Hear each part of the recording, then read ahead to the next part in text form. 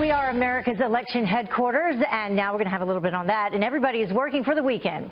In just 2 days, voters head to the polls for the South Carolina GOP primary. This as a brand new frontrunner emerges in a national poll. Let's get right to Garrett Tenney live in D.C. with the latest. Good morning, Garrett.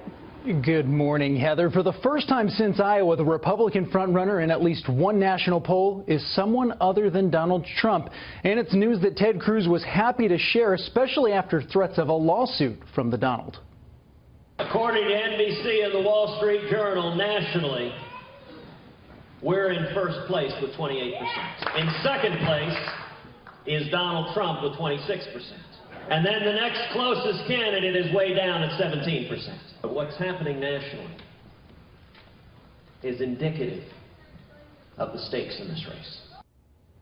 Those polls, like a new national poll by Quinnipiac, show Trump in a commanding lead over his GOP rivals. And in South Carolina, a new Monmouth University poll also has Trump dominating the field. Trump's been ratcheting up his attacks on both Cruz and Rubio over the last week and is making a strong push to keep his lead going. The spirit has been so incredible. The polls have come out and they're so strong. But you have to assume we're tied, okay? Please, assume you're tied, because on Saturday you have to get out and vote, right? Who already voted? South Carolina? Because over here you can vote early if you want. You voted? You voted for Trump, I assume, right? Otherwise I'd say get the hell out of here.